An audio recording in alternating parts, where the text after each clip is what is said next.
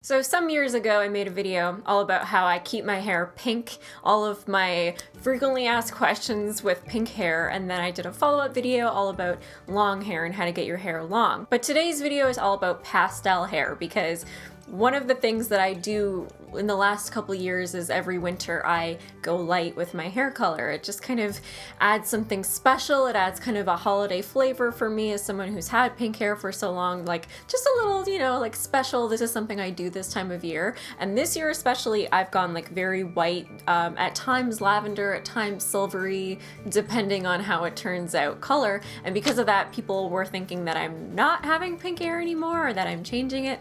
That's not it. I just do this. This is just what I do this time of year. But a lot of people have been asking questions like, how did you get it that pink or that silvery color? Like, how do you maintain that sort of thing? So that's what I'm going to be talking about in this video, is like how I do this look, essentially. Pastel hair is way more annoying and difficult to get and maintain than bright rainbow colored hair. And I think that's why I had so many requests to talk about this, and I'm happy to do so. So just to start off, semi-permanent or demi-permanent hair colors will fade or wash out a little tiny bit every single time you wash them. Manic Panic, Arctic Fox, Special Effects, Pravana, a whole bunch of all the rainbow color dyes, they're almost all semi-permanent or demi-permanent colors. So that just means that like every time you wash it, a little bit of color is stripped out, which can be nice if you're someone who likes to change their hair color all the time, but not everybody does. A little bit of color stripped from very bright hair is not really that noticeable,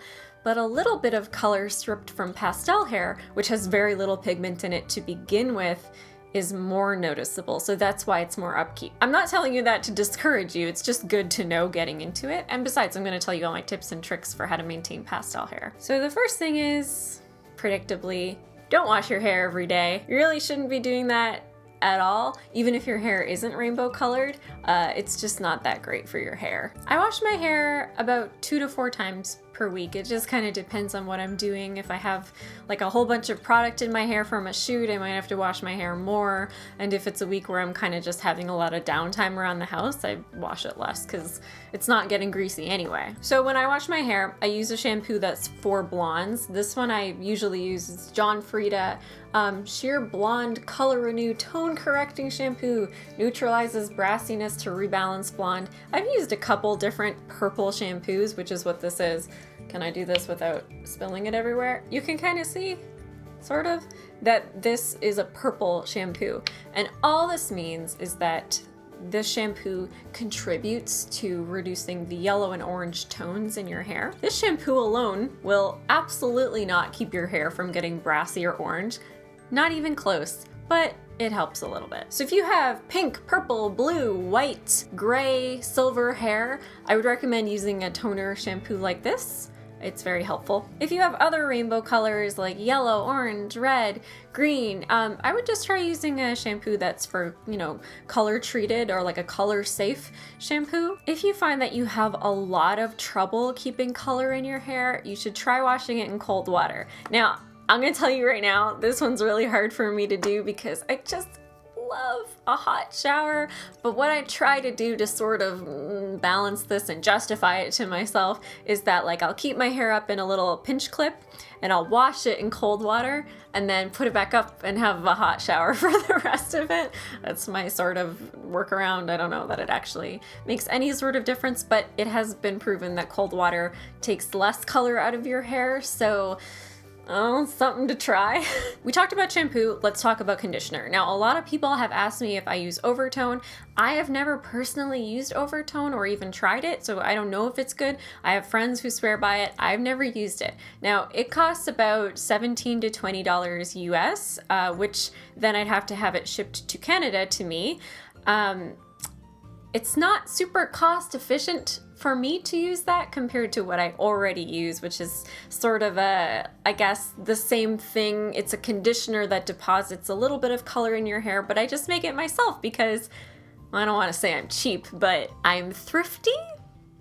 Should we say that? Thrifty. I like thrifty better. There's less negative connotations. I'm thrifty, so I sort of make my own color depositing conditioner that is the same effect. It just is a conditioner that does a light wash of color, and I use it to make my hair this sort of I don't even know what color this is. Some people would say it's silver, white, lavender. I don't know. I don't care. I just like how it looks, so whatever. I have two conditioners that I use on the reg. I have my cheap one, my more expensive one. The cheap one is what I use to mix my like color depositing conditioner, and then my more expensive one is what I actually use when I'm washing my hair and not doing any sort of color treatment. It's Nexus Emergency Marine Collagen. I don't know. Again, not the best or worst thing I've ever used, but it's definitely a little bit more expensive. It's like $20 a bottle, so I use it very sparingly. It's like, oh, I had to tease my hair the other day for some event, and now I need to put this on it so I feel less guilty about my life. And then this one is just like, I've used a bunch of different Dove conditioners. Like, they're not anything special. They're cheap. I can get this huge bottle for like $5 sometimes. So, thrifty. So the cheaper one, the Dove one, is what I use as my color refresher. I highly recommend doing this if you have rainbow hair of any kind, bright, pastel, it doesn't matter. This is my lifesaver. So in a bowl, I mix my conditioner and a small amount of dye. Not too much, like not as much as I would use if I was actually dyeing my hair, just a little bit.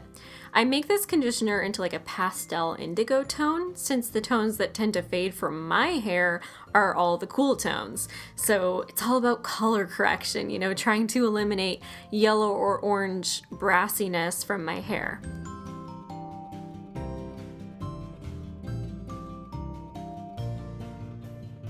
I put the dye into a Tupperware container, this one specifically, and I keep it in my bathroom, and basically like every second or third time I'm washing my hair, I completely cover from root to tip my hair in this sort of color depositing conditioner that I've made myself, and that really helps me so much.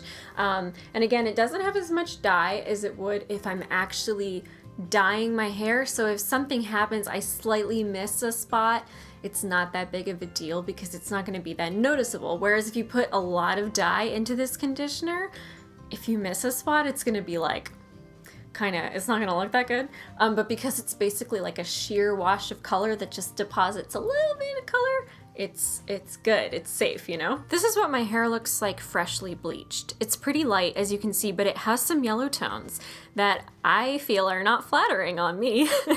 So I put this mixture on with a brush on all of my hair, but you can see me here doing it on my roots specifically, and you know, leave it for 10 to 15 minutes and wash it out. And I do that, like I said, every second or third time I wash my hair. That was 2 washes ago for me, and then it looks like this. So that's the change that just such a light wash of color can make. It can get rid of just that slight yellowy, brassy tones that just, they don't look as cute. I mean, some people can pull them off and make them look great, but I just, with my skin tone, I feel like it just doesn't flatter at all. So I like this a little bit better. Another tip for pastel hair, I feel like I talk about this in every single hair video. It's hot tools. It's hot tools. I'm so predictable, and you're all sick of hearing me talk about this, but hot tools are the absolute enemy of your hair, and I'm not disparaging you if you use them. I use hot tools sometimes. We all have to. There's like a day where you're like, I need to dry my hair really fast. I have to use a hairdryer. I have to use a curling iron. I have to use a straightener. It just has to happen.